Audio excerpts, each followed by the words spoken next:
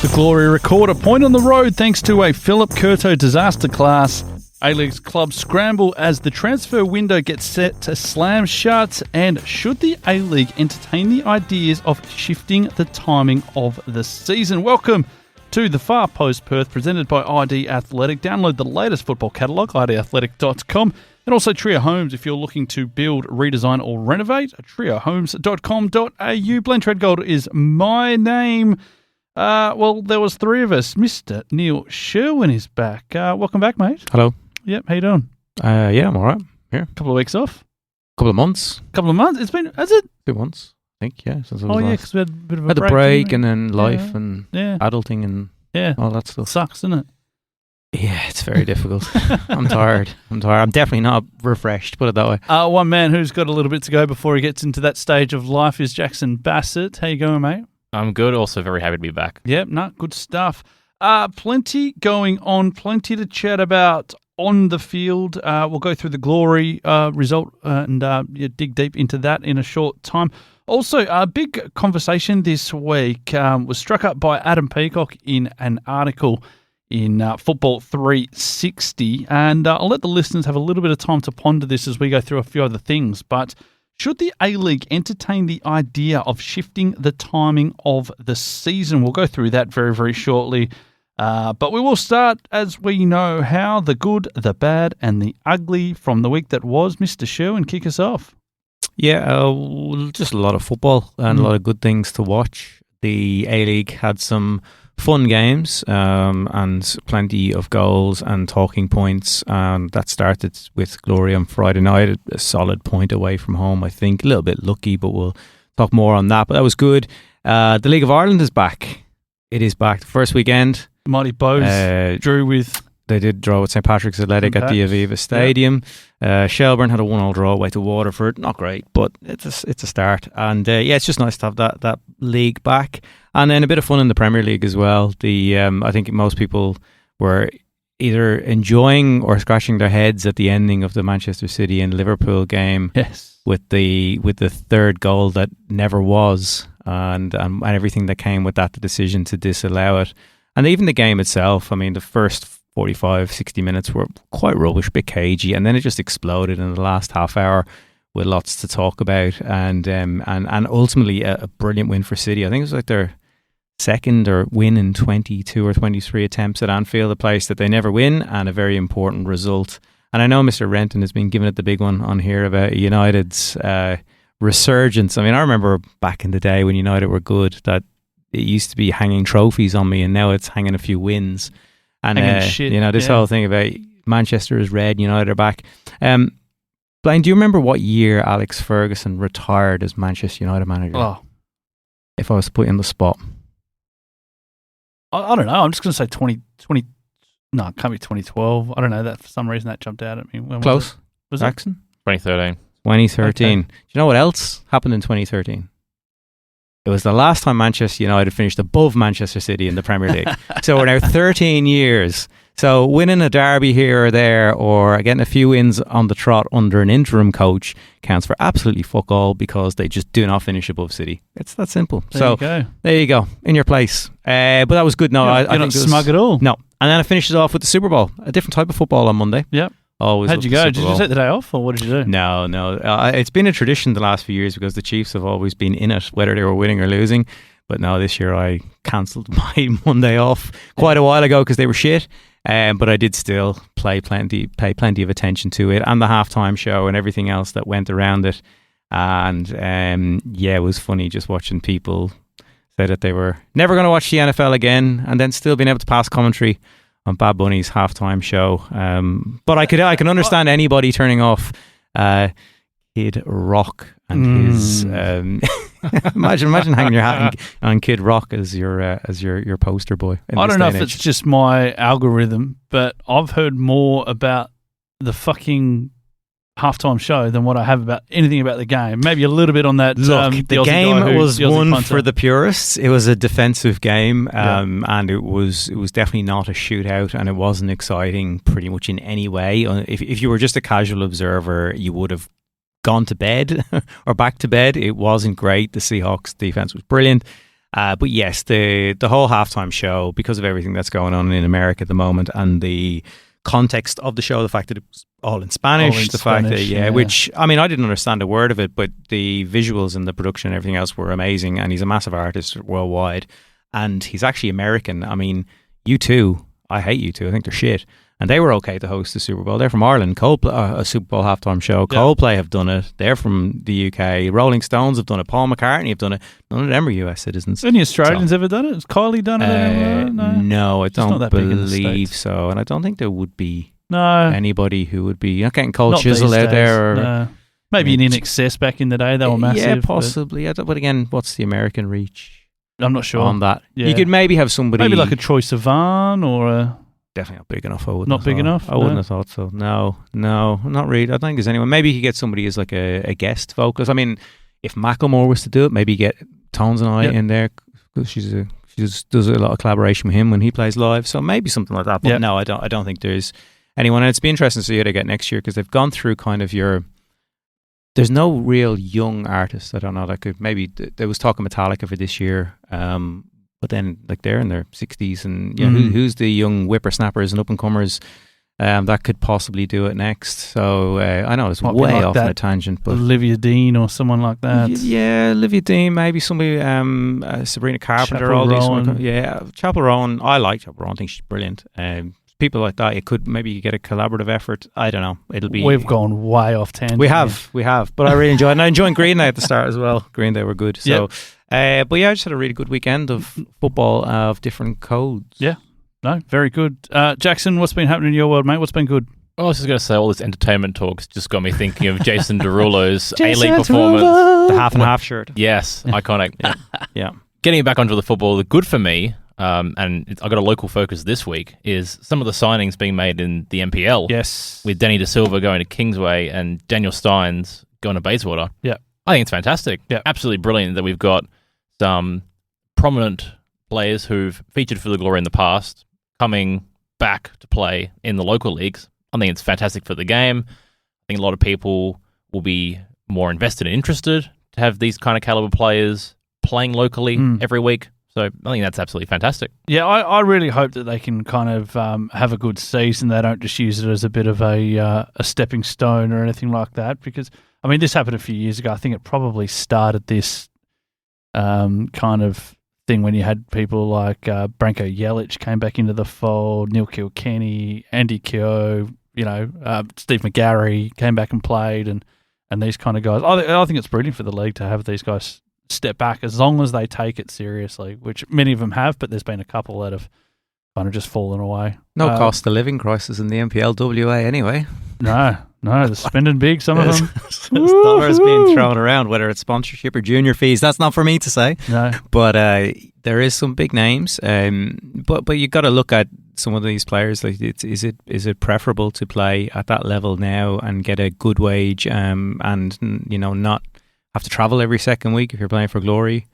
You can hold down a job, family commitments, whatnot. If you are getting good money to play locally, which it sounds like they are. Well, one thing that, just to cut you off, one thing that does surprise me is that and this is no disrespect, but it's a reality that the WA NPL is a step or two behind New South Wales and Victoria. Yep. And are these guys good enough to go to that standard, and why weren't they picked up at that level? Or whether simply, hey, I want to go home, I've had enough, I need to... Well, I think someone like Danny De Silva and Daniel Stynes are ability-wise good enough to play NPL at any level. Yeah, absolutely. They'd still be squad players in the A-League if they really wanted to be. I mean, they're good enough to go to Asia and probably pick up a good... And maybe that's the intention. I wouldn't be surprised if some of those guys have clauses. Yep.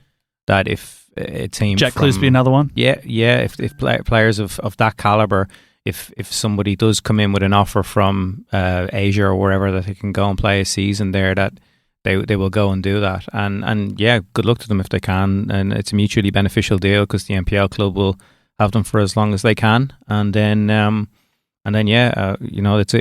it's headlines for them at the same time. So it's only going to improve the standard of the league if you get young players playing with them. The thing for me is, it's not saying that they don't, but these guys need to give something back to the clubs as well, not just turn up for a paycheck and play on a Saturday. And I know because I know Jack Clisby, for example, is starting his soccer school and whatnot and in partnership with Kingsway, and that sort of stuff. Yeah, it's a money making venture for him. No two ways about it. But it is also having a recently professional player who played at a good standard for quite a long time, willing to coach. Same with David Williams, right? That we've had in here. What he's doing with Football West now. Neil Kilkenny has done plenty. These guys have given. Well. So these guys coming back now at a younger age. Danny De Silva's 28. Like a lot of people will probably rightly say he should not be coming back to the NPL at 28. He's got 3, 4, 5 years of good. But even the other side of it is someone like Chris Harold, who hasn't gone back. He's played a little bit, but he hasn't gone into the coaching or anything. But he's gone, obviously, with his clever mind. He's gone straight onto the board of Football There. So I mean, it can be done. Definitely. And I mean, I've got Dino Djurbic at Perth, and he sits on the board and coaches as well. So there certainly is plenty that do go back and give back. And that's what we want, right? We would rather that they come back here and give back to the clubs and to the league than go and play in the Victoria NPL and they benefit. Sure. Right? We want to get it is good. But now it's a case of are they injury free? Will people actually go and watch them as well? That's the other hope that they will attract. I think they're building a nice little supporter base at Olympic, and I think run against in the cup and that kind of thing kind of helps as well. But I like that they're building that up there. I think more clubs need to try and look at that as well. I think also you got to look at the bigger clubs in Div 1 as well that are desperate to get back to the NPL. You've got some big names down there, and let's be honest, throwing money as well. I mean, Roston Griffiths is signed for Inglewood in Div 1. Yeah, right. Okay, I didn't know that. Yep. So that's a big name. Florey are picking up players that are ex-MPL to try get back up. So there's potentially a tasty race in that league as well. With the night series underway now and results, and you're looking at team list, and every second team list name is hidden player because it hasn't a trialist. I know. So but it is interesting to see. Try and be the ground announcer when that's happening, mate. It's an absolute nightmare. What do you do?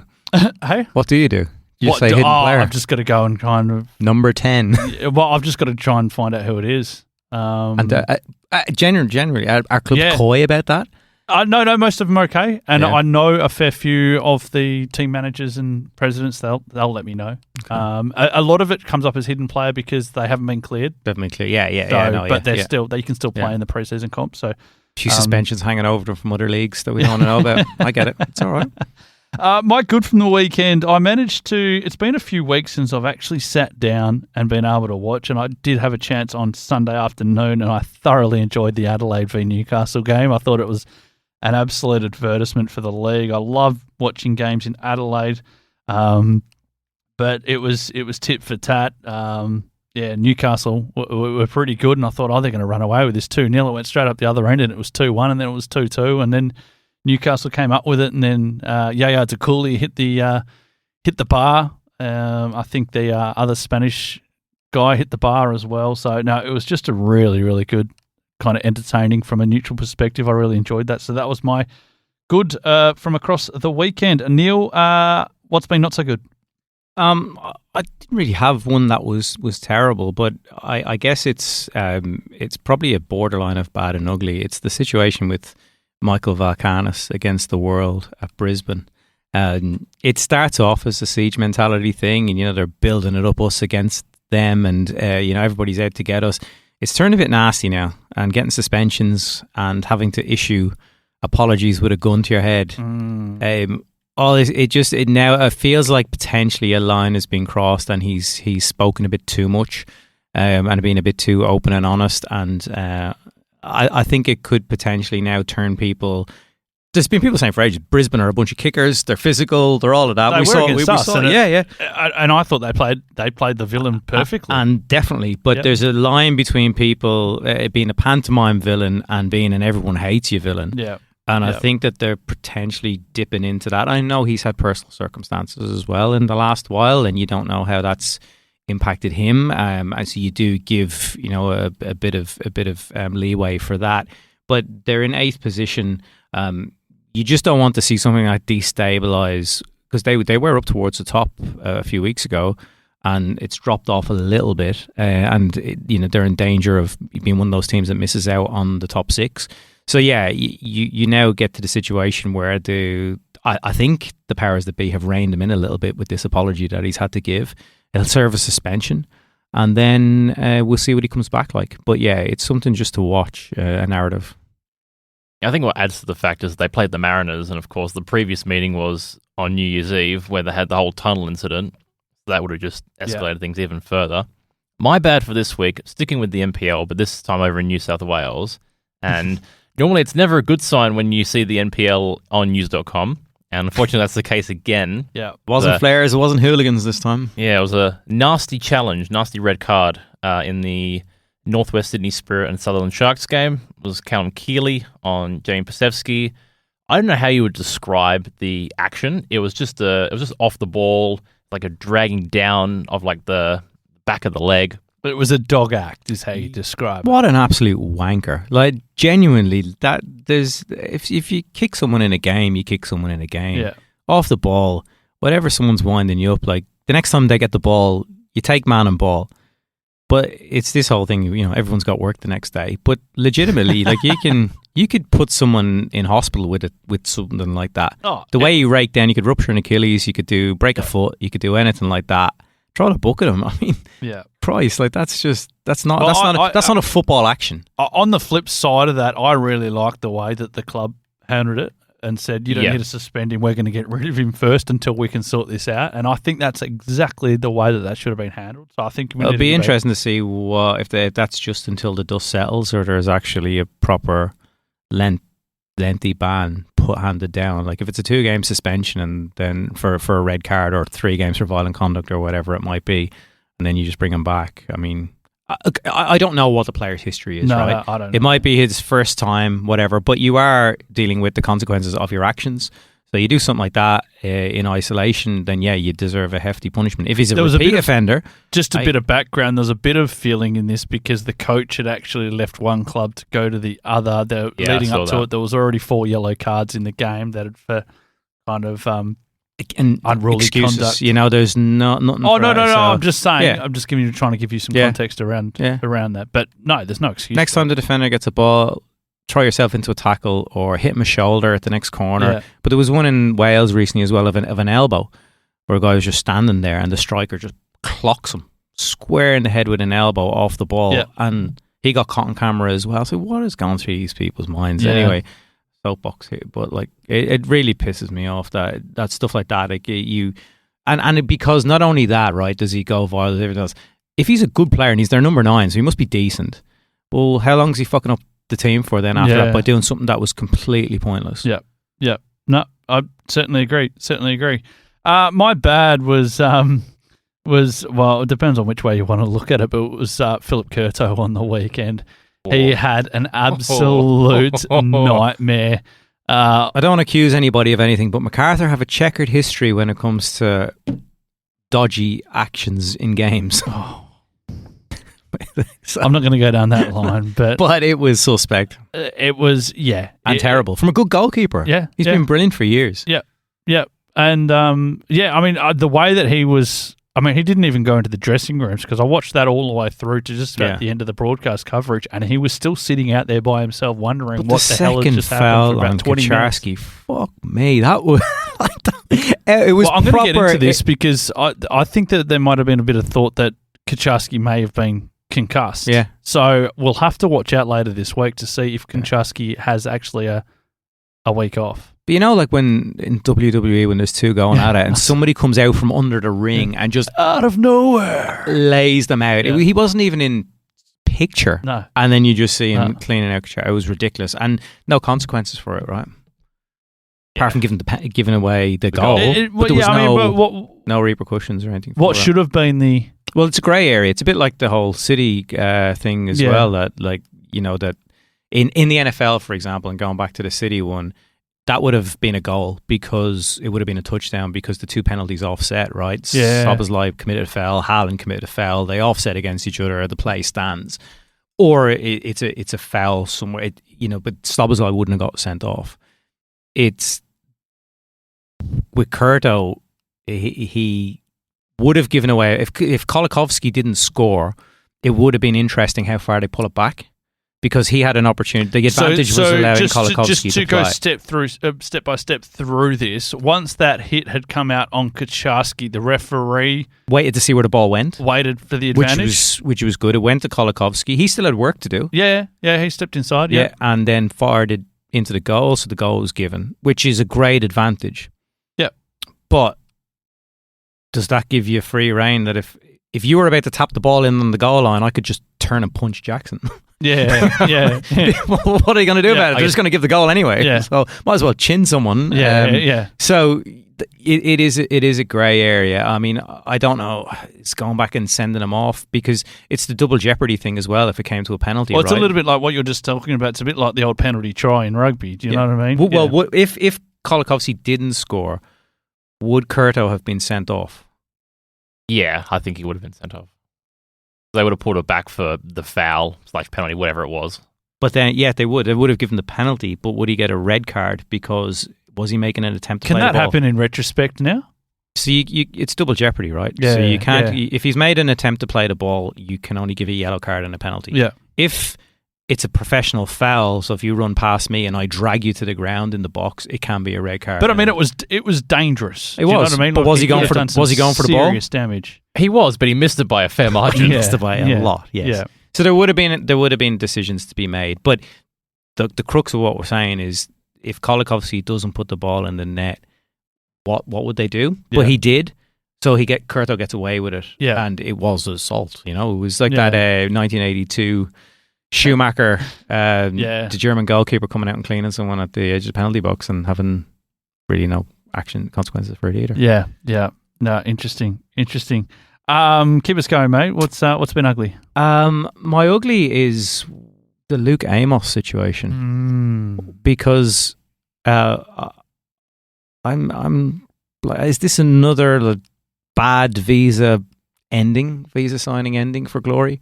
We've had plenty in the past. Sturridge, Guion Fernandez, Japanese fella under the table, living in the office. We've had our fair share of disastrous visa signings, and having seen, you could keep going. Seeing Luke Amos play last season, I thought if he can get over his injuries, this is going to be a win. Yeah. Like, he looks a baller. He was physically stronger than most players. He was marauding up and down. He scored a screamer here.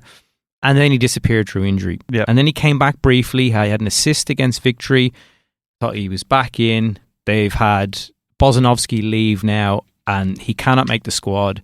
And Adam Griffiths has effectively said he's shit in training, if you read between the lines. Yeah, I mean, I said exactly the same thing on the pod last week, is that when we did see him come on, was it the Brisbane game, I think, where we might have been chasing the game there. Yes. He came on for the last 15 minutes and he was just dawdling around. He was picking up the ball deep. I mean, you're chasing the game in the last 10 or 15 minutes. At least show a little bit of intent.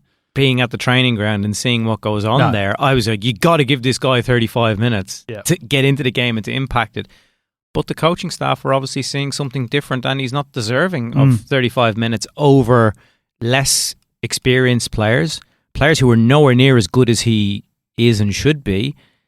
So it feels like it's coming to an inevitable end, that it's just if he's not having his contract torn up, and Glory have now signed another number 8 in the squad to replace Bozanovsky. So I feel like we might not see him again in a Glory shirt. Yeah. Well, we're recording this at Tuesday night, and the transfer deadline window shuts tonight. So if he's going to go, well, he could be mutually released. He can be mutually released, but you'd like to think that it's still part of that window. It's a real what could have been for me, because this is a guy that, as I said last season when I watched him play, I thought he was going to be one of the best midfielders in the league given his age. But he's always had question marks about injuries, which is one thing. But if it's attitude and application, well then, well shit, what a waste. Yeah. We'll go through it a little bit deeper with the Glory. Jaxon, keep us rolling, mate. Ugly? Enialuko. I don't know if you've been catching up with all the drama. Who? Blayne. Come on. Go on. All right. Enialuko, she played for England, over 100 caps. Women's football. Oh, yeah. I know where you're going with this. Sorry. Yep. So she, like 9 months ago, this is my getting a bit of context, she had a crack at Ian Wright for blocking opportunities for female pundits like her. And then she kind of doubled down in recent comments by looking at the Euro 2025 final for the women, and the BBC and ITV, they had 6 punditry spots, and 2 of them went to men. One was Ian Wright, and one was Nedum Onuoha. Yeah.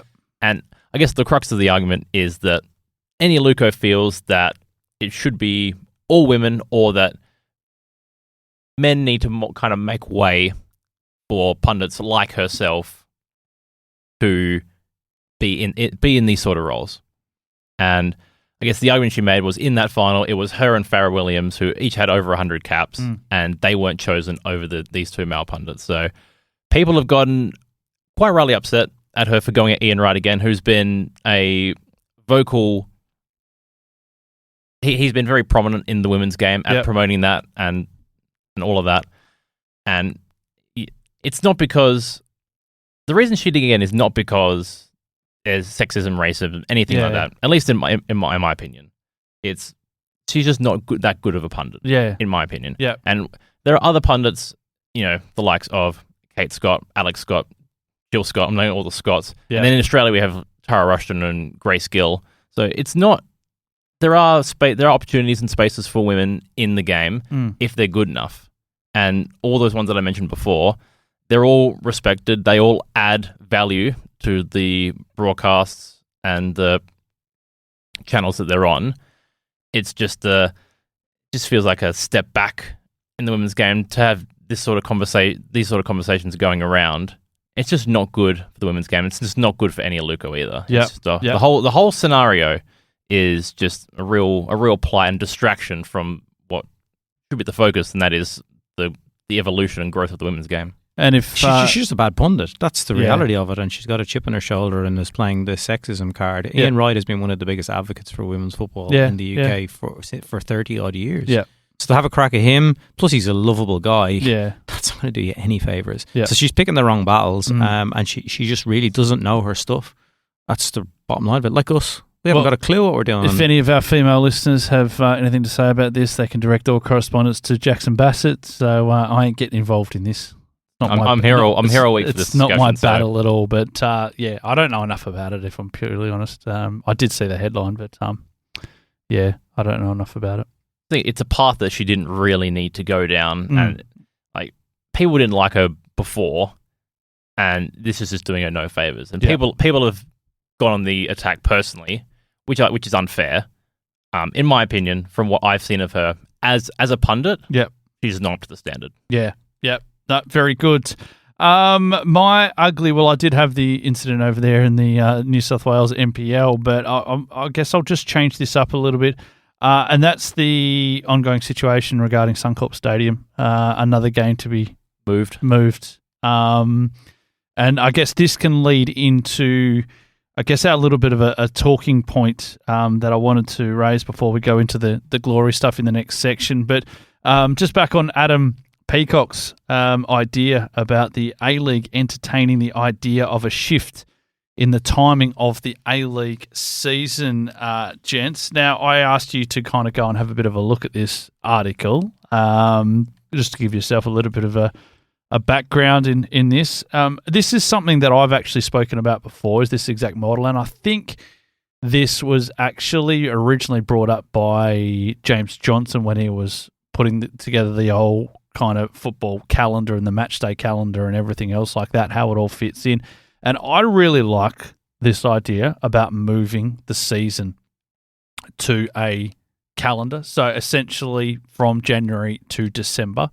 I think we need to be very, very careful. A lot of people say, you got to move to winter. You're not moving to winter. You're actually moving to every season except for the heat of summer and the wet of the winter, so to speak. But Adam Peacock's reasoning behind this was the recent report that came out, which particularly around transfers and the transfer market, the global transfer market, which at the moment sits at about $18.5 billion Now, the problem is the Australia's piece of that pie currently is, I think, 0.006%, which is about $11 million. And his argument is based on what he has seen when you've got young players that may not be at their best playing at the peak of summer. Yeah. Whether they're going to be, and the difference between playing at 20 degrees or playing at 30, 35 degrees, and what you're getting the best out of us. And I've listened to a bit of Adam Peacock this week to just learn a little bit more about it. And he gave an example about scouts that have been out and having a little bit of a look at players and everything else like that, and then seeing the reports afterwards, and saying that, you know, their physicality and their endurance just isn't up to speed from where it should be. Now, you take 10 degrees off that, and that improves remarkably. So this is where Adam's kind of crux is all coming from. I think there's much more to it. I think there's a hugely broad conversation around this. There's a few people will kick back and the old clean air, and you won't get any media coverage, and you know this, that, and all the rest. So there's a few pros and cons around this, but I just wanted to run this past you guys on where you sit on it, and maybe have a bit of a yarn about where we're at, Neil. Me, I think the logic around the football side of things is sound. Playing in 35 degrees and all of that, it definitely slows the game down. It's a tough watch at times. It's very hard for players, player welfare, having 3 drinks breaks a half. It's not conducive to a good game of football. That's completely separate to the league itself, because I don't think we are spoiled here, and we are fussy when it comes to when we watch our football. And having games at wintertime when there's any change in the elements, people just won't go. People do not go out. There's no culture of standing on the terraces in the piss and rain here in the cold. People just sit at home. They just won't do it. There's not that diehard element that there is in the UK, for example, to use an obvious, Norway, Germany, Italy. These leagues play in the elements, and fans go whatever the weather. We don't have that culture here. So his model, just to I know the model. Just to bring this up, just for the listener especially, was he's proposing that you have a January pre-season. You start the season in February. That runs through till about May or June. Then you have a league break for the A-League. You let the Cup shine. You let the NPL shine. You have a transfer window. You have your World Cups, your Asian Cups, everything else like that, usually across that period. Then you recommence the second half of the season, similar to the mid-season break does in places like Germany and Austria and things like that. And then you run that from kind of August through to November, where essentially there's nothing on except for a bit of bloody Melbourne Cup and that kind of thing. And you've got that pretty much all of November, and then you have your off-season in December. So he's proposing that you turn it into a league that everyone plays each other 3 times. Which I agree with. The more football, the better. I'd play everybody 4 times. Get people playing. Yep. However, I don't like the break. It's too long. Yep. It's too big a gap. You're essentially ending a season and then doing a full preseason. Well, I guess what that's doing, though, is what you said. It's mitigating the worst of the weather in the middle of the year, and probably the heat in January, December. Well, February's our hottest month. Yeah. So we're just going to start the league and send people out there in 40 degree Well, it's heat. the hottest month in Perth, but it's not it's not the hottest month in No, it is for us, Australia. though. So we're just going to send them out for their first games of the season. Well, they'll be fit. Will they? So I don't know. I think the break is too big. You cannot have more than a 3-week break. People will forget about the league and move on to something else. Yeah. We, again, do not have the attention span here. As soon as football disappears from a back page or from a main TV channel, people don't go looking for it. Yeah, but it's not on there anyway, and this Doesn't whole matter. media argument I don't think stacks up anyway. I think any benefit that you might have of skipping June and July will be lost by people who'll just go do something else. Yeah. They'll fill their weekend. If your weekend from February... don't get me wrong, you still got football going on. So you still got your NPL, you still got your cup competitions. So your teams are still in action. Yeah, true. Well, are they NPL? Is your team, if you're just a Glory fan? No, but you still got the Australia Cup. You play the... One game. Well, hopefully not. Well, I mean, that's the reality. You could get knocked out. Yeah. You play one game in 2 months. Yep. for Glory's A-League, how did they stay fit for the second half of the season? Yeah. What did they do? And this is, you got to remember, this is just a model that's been put forward. It's not. And then it's going to get challenged. But I don't disagree with playing at a different time of year, because football to me has always been a winter sport. Yeah. It's what I grew up with. Yeah. I'm pre-season training at the moment. I played on Sunday. Fuck me. You never get used to running around in 34 degrees. It's awful. So, I'll put me out in the rain and the cold. My point is, people won't go and stand in the rain and the cold to watch it. So you're going to lose families in that. You'll have the complaints about that it clashes with my kids' football, because we do kids' football on the weekend. We can't give up time to go watch. Yeah, but every sport, Aussie rules clashes with kids' football. Yes, but there's a different culture there. I mean, A-League runs from the local league finishes and the A-League starts. So you're going to compete against yourself. But this is just an example of what you go on about. There's far too many excuses. Oh, loads of excuses. But you're going to have A-League clashing with NPL directly if you align the seasons directly. Well, it already overlaps. Not by much. A little bit. But it does, and it can be mitigated. Well, when does the NPL season start? February. Yeah. March. It'll start last week of February this year. Right. And when do Glory usually end their season? April. January. April. So you got 2 months, but now we're talking about overlapping the entire way through. I think I agree. Like, I agree with the idea of playing football during winter. I just feel you're going to create decisions for people where we're not rusted on football fans. And again, it's the difference. I mean, look, there's people in London, for example, who will support Arsenal and they'll support like their local non-league team, right? And they'll find a way, because they're two different tiers, right? It's you go for your grassroots, you go for your meat pie, and you go for everything else, and then you go and watch Arsenal or Chelsea or whatever for your luxury, right? There's a clear divide between the two.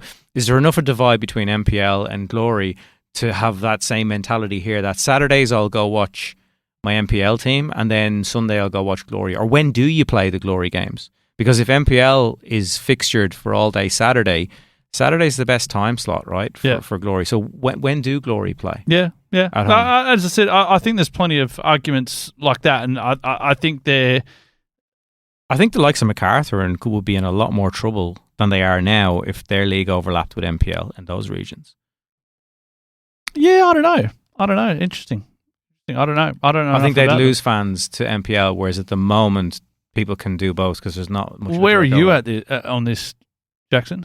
Well, I think the two key points from this were made by Neil. When it comes to the slice of the transfer pie, then absolutely more games is beneficial. Yep. I know I've got the article in front of me. Yeah. The example was used of Alex Bontig and Jeremy Jacquet and the differences in the transfer fee and the amount of games they've played at the same age. Yeah. So absolutely, more games will be beneficial for the players and can help acquire that extra transfer fee.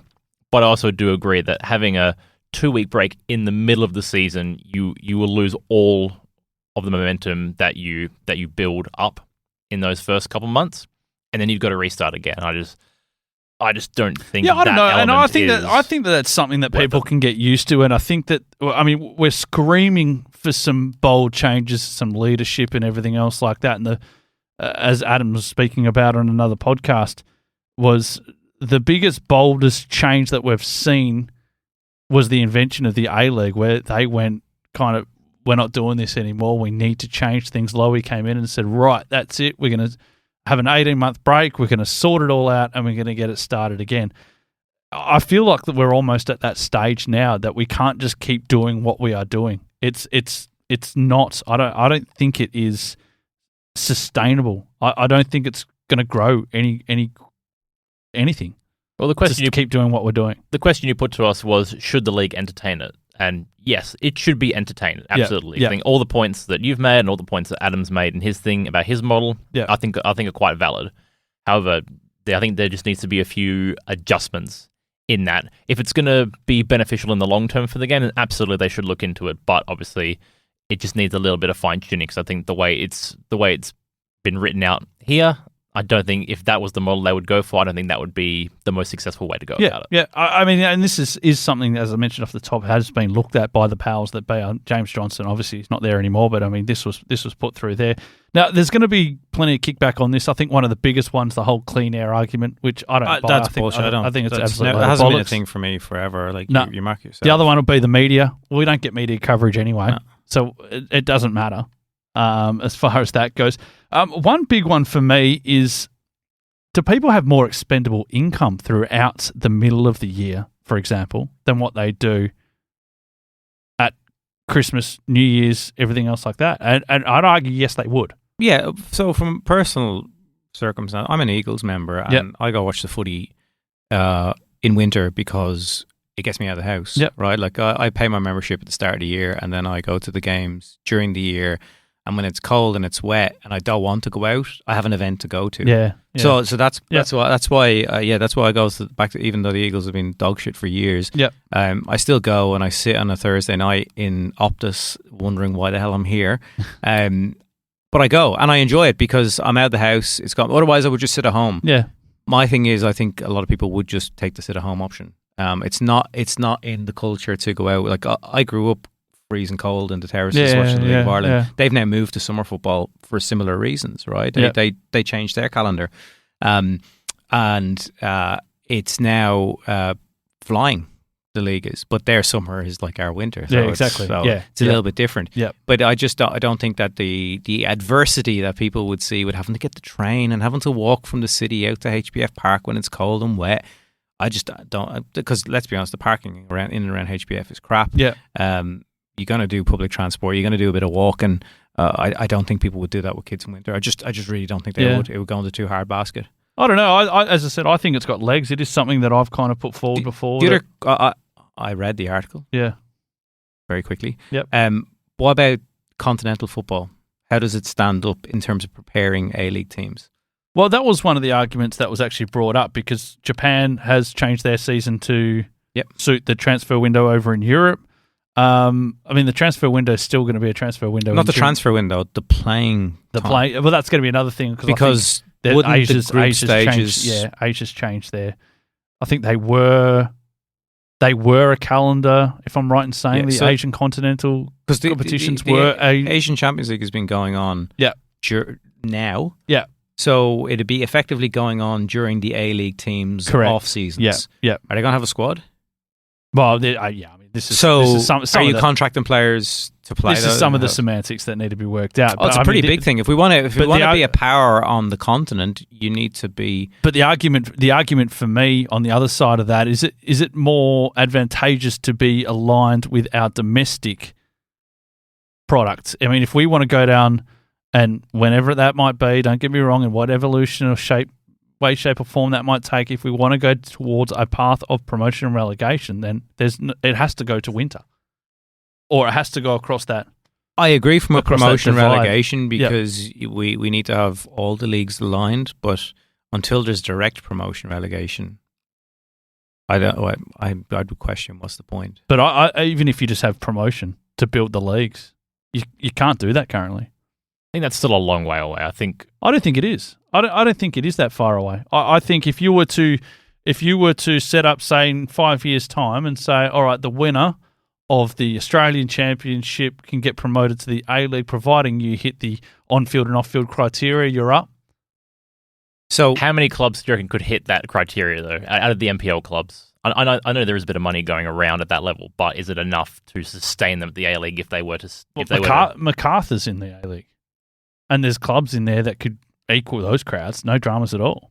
It's more about the financials rather than the crowd level. I think the financials really come into play. It's the travel. And that's also a big really factor too. For me, it's the travel. So, taking it back to the League of Ireland again. The League of Ireland is starting at a third tier. And this is quite, because the model is sound. Yeah, they've done an expression of interest. They're taking in, I think, 24 teams into 2 conferences. Yep. The winners of those conferences would play each other. Whoever wins that would play off against the bottom team of the second division, and there'd be promotion relegation. Yep. That's not happening for the first year. The first year, it's going to be the 2 conferences, and there'll be a winner, but no promotion. So they embed it in, and then the second year, there'll be that up and down between the second tier and the third tier 1-2 conferences. Yep. And then they can go into Division 1 and then they can go up to the Premier Division Yep. where all the top teams are. But they don't have to travel far. They might have to travel 3 hours on a bus. Yeah, yeah. And that's where I feel like we could absolutely have that type of model here where we'd have A-League 1, A-League 2, and then 2 regional. That's what I think it should be. 2 regionals who would then play off and filter in. But your regionals would be fucking Adelaide, Darwin and Perth. Yeah. Right? Yeah, would be one. And but then, I mean, if you were to do Northern New who's South... paying for if that? you were to do, like, say... Northern New South Wales and Queensland, for example. I mean, it's still big, but it's small. If you were to do ACT and bloody Victoria, you could do it. Do you know what I mean? my thing is, who's footing the bill for a 3rd tier or a 2nd tier? Well, yeah, I mean, and that's what it comes down to. We're away from that now, but if it was to ever happen, you'd have to. We're miles away from it'd have to line up. But yeah, it's a really interesting conversation. And I love talking about stuff like this and getting all pie in the sky and. I think we can all like agree that we would love promotion and relegation, more open system. We would love to see a better quality of football, and yes, playing in cooler conditions will be conducive to that. It's just, there's too many caveats. Yeah, I see. I think there's definitely trade-offs, but I think it can be done. I think if where there's a will, there's a way, and I feel it needs something bold. I think we need to start setting ourselves up for a long-term plan rather than just kind of. We need a franchise in Singapore. That's what we need. Don't get started on that. Bring back the Darwin Cubs and the Perth Kangaroos and the whoever else was playing in the Singapore League at the time. Tony Sage's Singapore franchise. No, good stuff. Hey, let's take a bit of a break and come back after this here on the Far Post Perth podcast. What a run! This could be the one! It's in! That's what it's all about! And when it comes to sports gear that helps you perform your best, ID Athletic has the winning formula. From grassroots clubs to elite athletes, ID Athletic provides high-quality sporting apparel, screen printing, embroidery, and made-to-order promotional products. Proud sponsors of the Far Post Perth and passionate supporters of WA community sport. Visit ID Athletic at 84 Howe Street, Osborne Park, or online at idathletic.com. ID Athletic. Build your identity. Tired of the same old cookie-cutter home designs? Dreaming of a space that truly reflects you? Then it's time to talk to the team at Trio Homes. Whether you're looking to build your dream home, redesign your current space, or simply renovate, Trio Homes is committed to unique designs, local personalised service, and quality workmanship. And with former Perth Glory star Dino Julbich at the helm, you'll know you're getting passion and dedication built into every project. Discover the difference with Trio Homes. Visit triohomes.com.au. Welcome back to the Far Post Perth podcast. Boys, let's get into the result on the weekend. I need to update my run sheet here, but there's a bit being gone on. Of course, it was a 2-2 draw for the Glory against Macarthur. It wasn't that much of a game for me. It was just, it just wasn't very structured. It was just a bit chaotic and a lot went on, but nothing really happened except for the draw there. But obviously from a Perth Glory perspective, really struggled to create, got very, very lucky on the weekend. And obviously a Filip Kurto had a nightmare, Neil, and somehow Glory walked away with the point.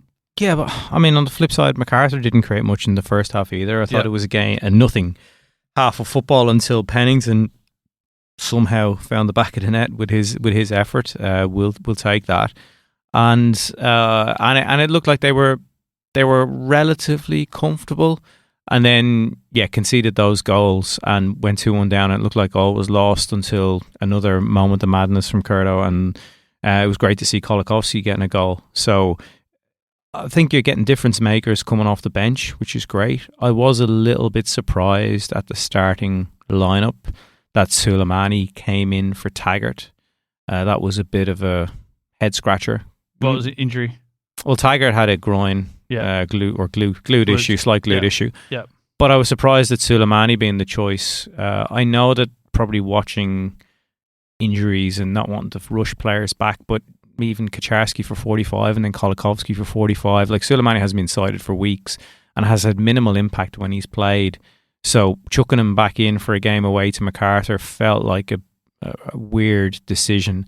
And again, maybe it's vilified or justified because of the impact the subs made again.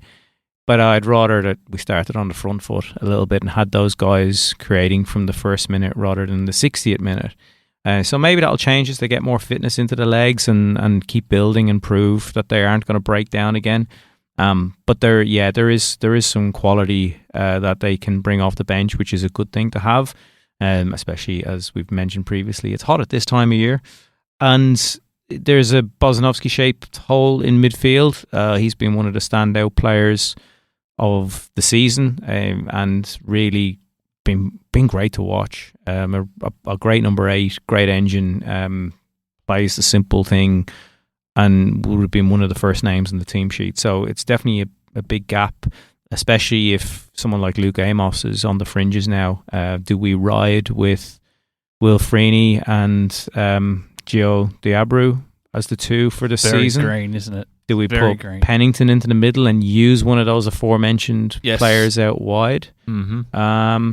What does that look like for the next few weeks? I'm 100%, and I've banged on about this for weeks. I think Pennington has to go central. I agree. I think he should be in there just for because with Bozanovsky, you lose a lot of the doggedness that came with him. Correct. I think Pennington has that in him to get around the pitch and to niggle at And players. he's got that little bit of creativity as well. Yeah. I don't think, we spoke to him on the podcast last week and he was outstanding, but even he admitted, look, he's not one that's going to run at players and get around he's them not. No. as a winger would. And he scored 4 goals this season, so he's getting himself in there. And now what's the deal with Tom Lawrence's injury? Because Correct. And see, this is the thing with Amos, right? If Amos isn't seen as one of your 2-8s, if anything was wrong with Lawrence, get Amos in there as your 10.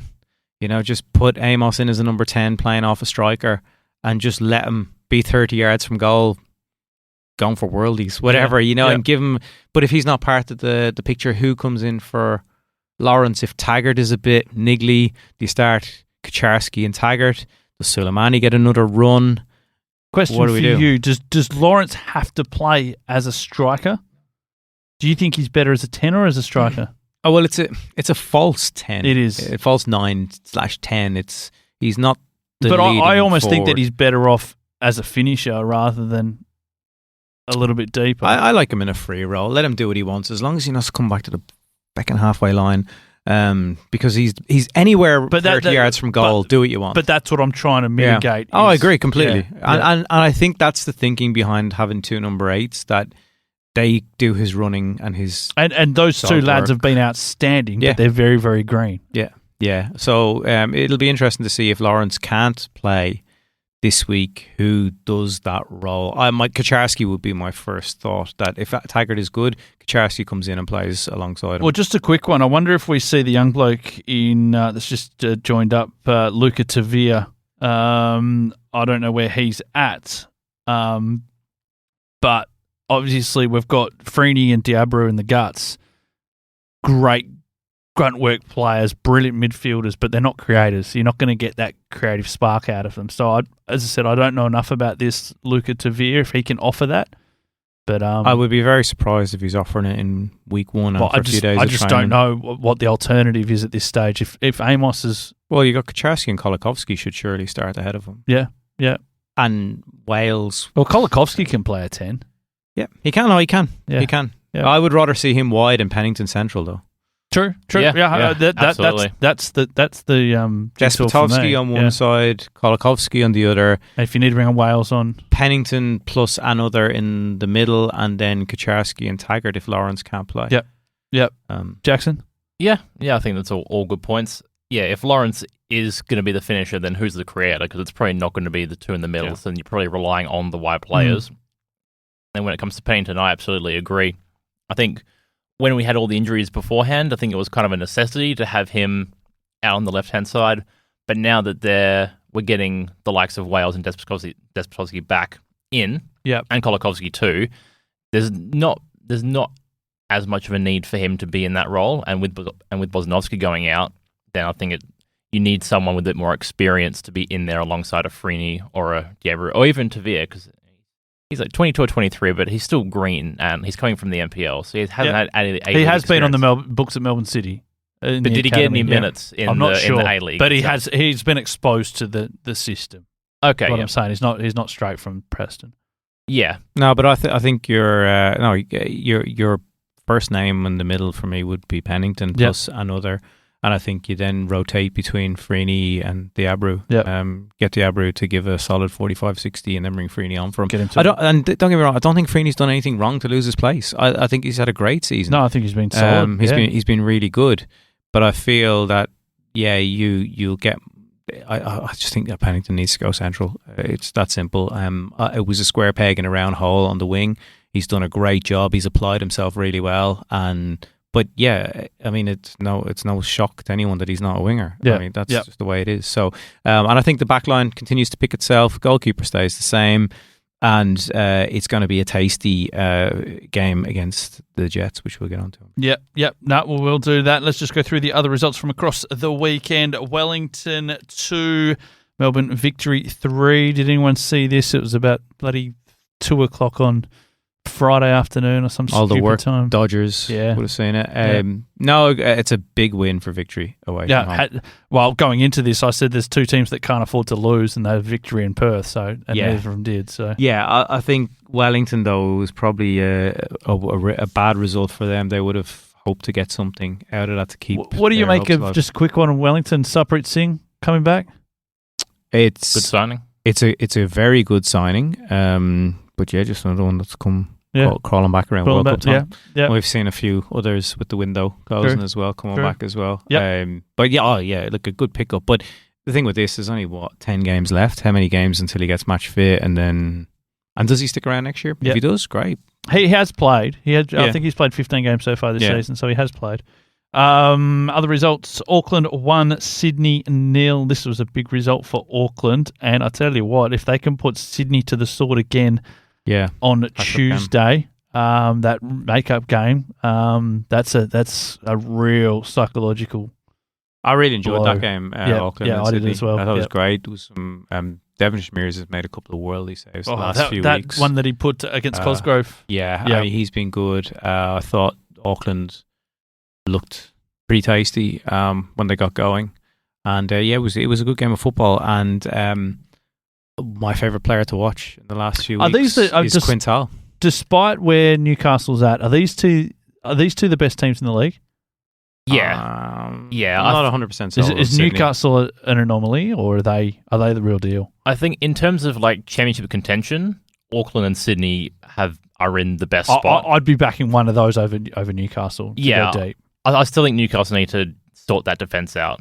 If you're going to be a championship winning team and to be considered one of the top, then you need to be good defensively. Yep. And Auckland and Sydney have the 2 best defences in the league. So for me, they're definitely 1 and 2. And then Newcastle, despite being on top, I think their defence just needs to be a little bit tighter if they're going to be considered in that same category. Brisbane, as I was saying, Tiago Quintal. Yep. Serious talent. Yep. Great to watch. Yeah. Great to watch as a 19-year-old playmaker. Yeah, tasty. Brisbane 1, Central Coast 2. This was the one where Mickey Valkanis blew his top again. So, I can't really get a read on Central Coast. I don't think they're going to do anything, but I mean, they just keep popping up with these. Yeah, I watched them play Sydney. I didn't see all of this game, but I watched them frustrate Sydney the other week. They beat Victory, now they beat Brisbane. That's it. They're just and then they'll go and lose 5-0. So they're just I don't think they'll make finals by any means, but they are going to annoy some teams who have finals aspirations. Yep. No, certainly agree. Western Sydney 1, Melbourne City 1. A result that does neither any favours. No, agreed. And obviously with Asian competitions this week, both Melbourne, City and Auckland really had to win these fixtures because they start to bank up their games. And then the classic that was on Sunday, Adelaide 2, Newcastle 3. Very good one out for 12 weeks.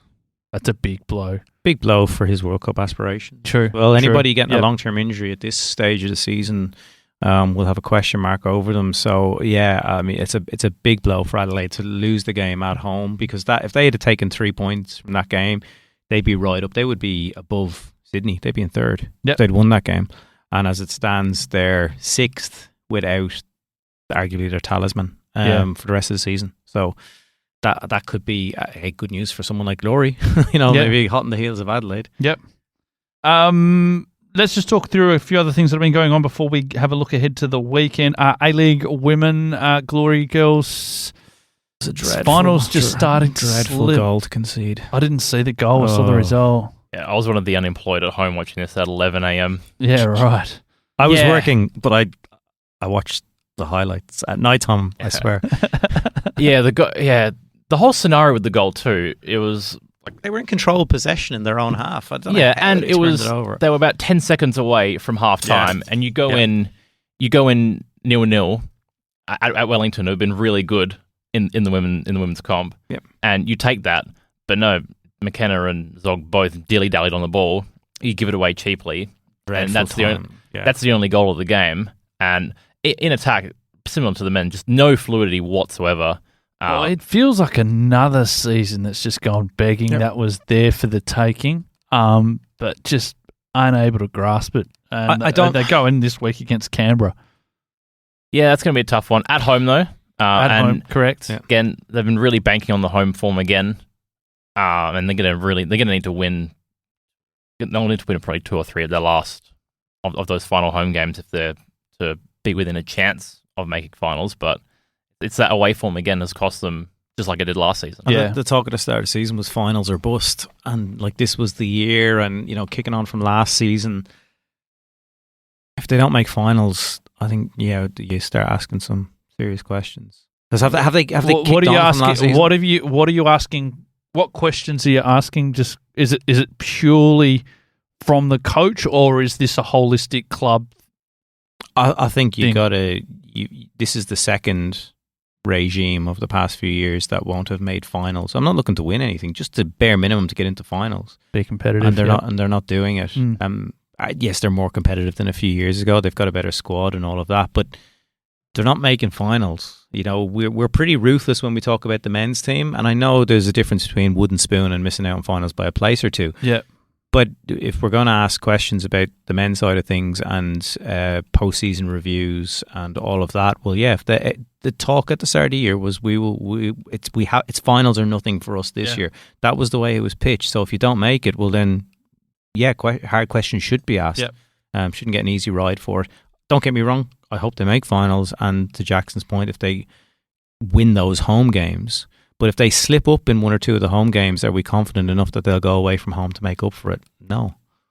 Yeah, well, they haven't made finals since the Sam Kerr days. So this is like this has been over a period of time where they've not made the finals. Yeah.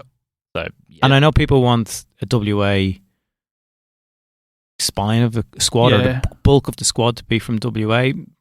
Is it now a case of, well, we've tried that to a point and it's not working?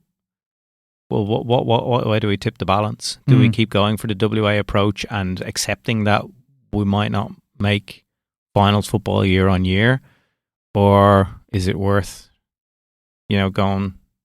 And I know a lot of players have come over from the East Coast, and they have, but we got it. What direction are we going in? Yeah. If we can't make finals with the current way of operation, does something need to change, or do we? Definition of insanity, keep doing the same thing over and over. I'll look at the current squad and think it's definitely good enough for finals. I think there's enough good local talent in there, mixed in with players from over East and overseas signings. So if the balance is right, then what? Then you have to look at what the other issues are. So that's for people that get paid to do that. Yeah. That's going to be some questions to be asked and answered. Boys, let's wrap things up very, very quickly. First of all, just a quick look at the night series. Olympic, Red Star, Glory and Sterling to play in the semi-finals. That they will be played out this weekend, Saturday night at Dorrien Gardens. So anyone you've liked the look of so far? Anyone I've liked the look of? I like the way that Glory went. I think Azuri's going to be there. I think Olympic's going to be there. I think Bayswater's probably going to be there. I haven't seen... I've got concerns over Armidale. Yep. I'm not sure what to make of Balcatta. Are they going to be hanging on for grim death again? I'm not sure. Real City or another one. Dinella's obviously the new boys. Yep. Who do you think is going to win the night series? I think Olympics probably going to romp it in now. Do you think they'll face Red Star or Sterling in the final? It's Kingsway versus Glory first. Yeah, that's the first game. Is that the first one? Okay, I couldn't remember who it was. I think it is, and that's going to be a belter. I think it's going to be a really good game. Yep. And then Glory had Riley Fox, Labib, Taddy Kazamba, Ryan Warner, all play against the Azuri on the weekend. That was really good, really hard fought match. It was a really good match that finished 2-2. Yeah, Kingsway will be the favourites based on having a stacked squad and whatnot, and another visa signing about to arrive by the sounds of it, so they'll get even stronger. And Red Star lost Darryl Nickel, which was the big. We thought Gordon Smith was retired. He ended up over there, and that's it. So there's a goal scorer that's come in for them, which is definitely a coup, because replacing Nickel's goals is more than a one man job probably. Yeah. But if they've gone some way to addressing that by bringing in Gordon Smith, it's a handy pickup. There's some good recruits from what I understand. I don't know much about the players, but I know that there's some good recruits across the league. So and Sterling have looked results wise solid. Yeah, decent start for them. I saw them put 4 away against Sorrento. Sorrento, I've got a little bit of concerns. Yes, that's one that around. It'd be interesting to see how they go. Look ahead to the weekend before we wrap things up in the Men's A-League. It's a little bit light on because no Macarthur in action, no Melbourne City in action due to Asian Cup competitions. Not Asian Cup competitions, but Asian competitions. Wanderers v Wellington. Mr. Sherwin, a tip, please, Friday night, first game. A draw. Does neither team any favours, and they stay nicely below Glory. Yep. I think the Wanderers 1-0 or 2-1. I can't separate these two. Don't know what to make of either of them. They're both very poor. I'm going to pick a draw. Straight after that will be Perth v Newcastle. I think a lot of this depends on what kind of complement of players Perth's going to be able to put out. Yeah, potentially. I think it'll be both teams to score over 5 goals. It'll be, but I think chances are you're about to lose. Yeah, I didn't say bad. No, I just said 1-800-858-858. Anybody, especially registered footballers now. It's getting to that time of year where don't tempt fate. I think Newcastle will win in a goal-filled affair. 3-2 or 4-3, something. Is that like Glory's season? No. You don't the think league's it's too tight. Okay. No, right, I think the usual doom merchants will say that it is. No, because as I said, I said going into this one, there was 2 teams that couldn't afford to lose across the weekend. One was Victory and one was Perth. I don't know if this is a similar situation. I think in previous years I would have. I heard you say on the radio a couple of weeks ago. Over the next 2 weeks, ignore everything I say on the radio. I changed my mind just 10 minutes later. You said they need 4 points from Macarthur and Newcastle. Yeah. So I think based on that, I very much agreed with you. I think Perth needs to win this. But in previous years, I probably would have completely agreed. Purely because they go away for 4 now, right after this game. Yeah, they have to win. But their away form has been pretty good. So I see them picking up points in those next 4 games, enough to challenge finals. Maybe not. We need a bloody Royal Commission into the Glory's home form this year. Yeah, so that's why Shocking. I think Newcastle will come here definitely not to defend. They'll come to just shackles off and have a bit of fun. They have a lot of confidence. The front line's great fun to watch. I'm really enjoying watching them. Yeah. I don't think it's must win as such. I said 4 points, yes, from 2 games would put Glory in a great position. People keep taking points off each other every week. True. And you're seeing results like, as we said, Central Coast, what are they even doing? Though with their form, they could go out and beat somebody. I am still a bit pissed off that 4 weeks or whatever it is without a home game. Oh, we already had that at the start of the season. Yeah.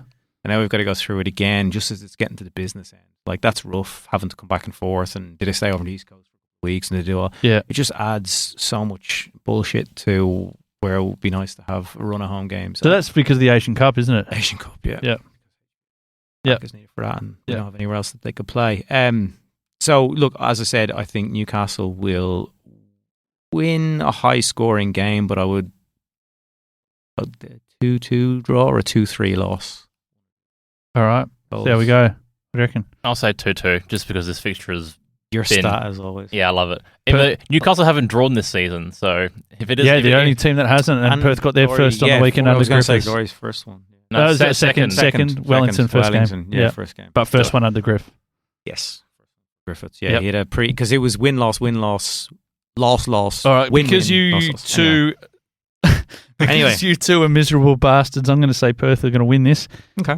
Melbourne victory v Brisbane. Could be ugly. I think victory can. I think smash them. I was going to say match. Victory will win comfortably, and Valkanis will chin an official. Oh, from the stands, he'll run down because he's suspended.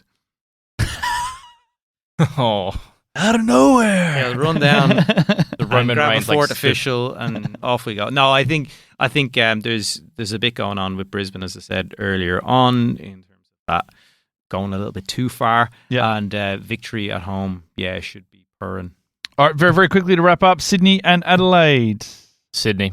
Yeah, definitely Sydney. Sydney for me, and this has got a little bit of a tricky, dot point, because Sydney will take on Auckland on Tuesday in that rematch of round 10. So a draw, 1-1 draw.